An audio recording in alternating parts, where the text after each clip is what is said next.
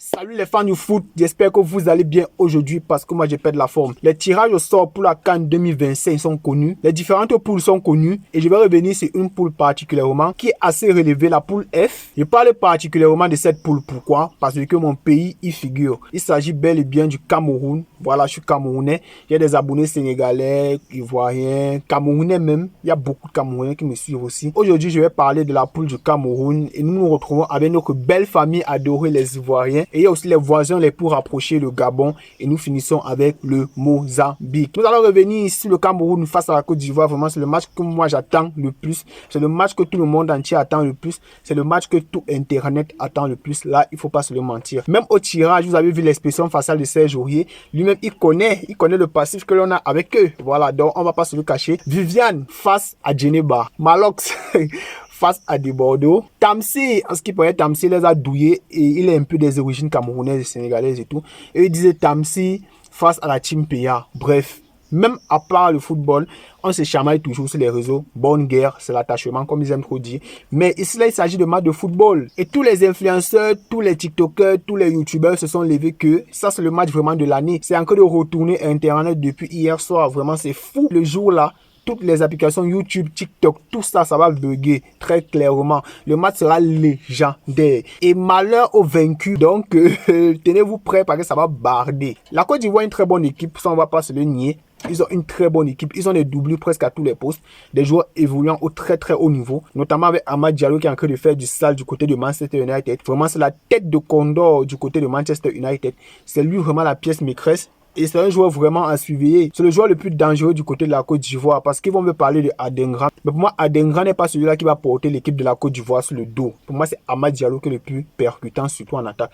Et on va aussi se méfier du bon vieux Haller. Haller qui ne joue plus à Dortmund, il est dans un petit club là-bas en Espagne. Mais c'est toujours un élément très dangereux, surtout pendant la CAN. Vous l'avez vu notamment à la CAN à Côte d'Ivoire. Donc les trois attaquants là vraiment c'est à surveiller vraiment. Et pour contrer cette attaque, moi je propose une défense Boyomo qui fait une très bonne saison avec Osasuna. Il nous avait gagné même, moi supporter du Barça, 4-2 en début de saison, rappelez-vous. Il avait été impeccable et c'est même ce jour-là que j'avais découvert Boyomo. C'est un gars dur sur l'homme, bon dans les relances et tout. Même comme il n'est pas un très grand gabarit, c'est un joueur qui a de l'impulsion, il saute assez haut. Et accompagné de lui, on va prendre Christopher Ouf, que moi je trouve qu'il est aussi bon. C'est vrai que son club, ça ne va pas actuellement, mais en équipe nationale, il a toujours répondu présent. Du côté gauche, nous avons Noutolo, le mur. C'est celui-là qui va barrer Amad Diallo. Donc la confrontation sera vraiment dure et épique de ce côté. Vraiment, j'ai vraiment hâte. Le côté gauche sera vraiment épique parce qu'il va marquer Amad Diallo, qui n'est pas du tout facile. Mais moi, j'ai confiance en mon rock. Défensivement, c'est quelqu'un de très solide. C'est offensivement qui n'est pas assez fort.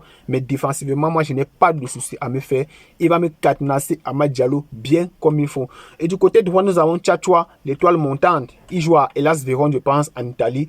Mais je pense pas qu'il va tarder là-bas. Des grands clubs européens vont mettre la main dessus. Tchatchoua qui est plutôt bon défensivement aussi. C'est un peu le même style comme Noutolo. Bon défensivement, mais offensivement, ça peine aussi. Les deux, si ça améliore offensivement, ça va vraiment être un carnage. Nous n'avons même pas aidé. Vraiment, c'est sur cet axe-là que moi, je vais un peu les reprocher. Donc, mis à part ça, c'est très bien. Du côté de la Côte d'Ivoire, ils ont un sacré milieu de terrain. Et nous aussi, on a aussi un sacré milieu de terrain. Vraiment, la bataille du milieu de terrain, elle sera très importante. C'est ça qui va décider de l'issue du match pour moi.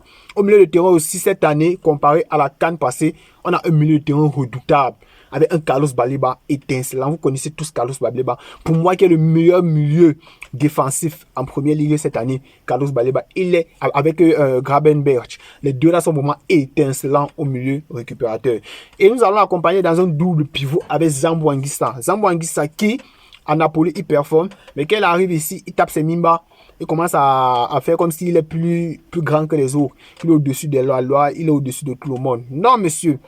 Si tu arrives en équipe nationale, tu dois élever ton niveau de jeu. Joue net comme quand tu joues à Napoli.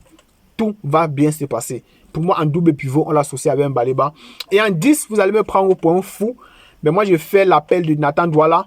Pas pour porter le baf, pour chanter pour le cure et danser là. Mais pour jouer 10. Pour moi, c'est notre 10 qui est le plus apte à jouer là-bas. Je ne vois pas un milieu offensif camerounais actuellement. Quand on parle des médias et tout, des milieux techniques, des 10 techniques et tout. Je ne vois pas un joueur qui est technique comme Nathan Douala. Je vois quelques de ses skills. Quand tu es joueur technique, tu es technique. Quand le niveau s'élève, toi aussi, tu dois élever ton niveau de jeu. Tu dois le comprendre. Donc moi, en 10, moi, je mets Nathan Douala très sérieusement. Et je ne suis pas encore de blaguer.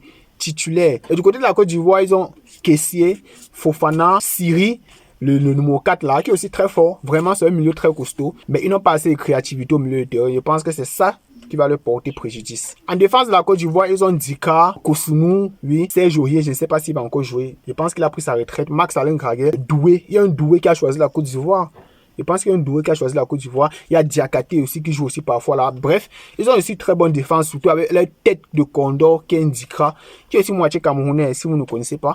Mais bon, c'est une bonne défense assez solide. Et pour concrétiser cette défense, nous allons avoir besoin de nos meilleurs éléments.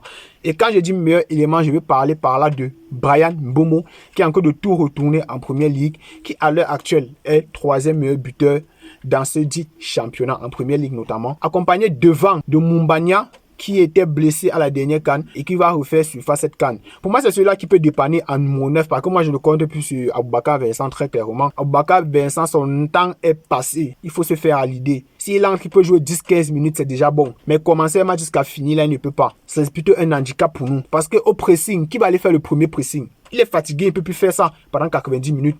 Il peut faire encore voir Mumbagna, qui n'est pas peut-être fin techniquement comme un Aboubakar, mais celui-là qui va se donner à 100% du début jusqu'à la fin. Moi, c'est mon point de vue. Ou à la rigueur, encore un Franck Magri qui peut aussi très bien dépanner. En poste de numéro 9, vraiment, on n'a pas encore de 9 de classe mondiale comme on avait à l'époque. Mais on doit faire avec ce que l'on a. Voilà. Mumbagna, Magri, Aboubakar sur le banc. Tu joues tes 15 dernières minutes et tu te plains pas.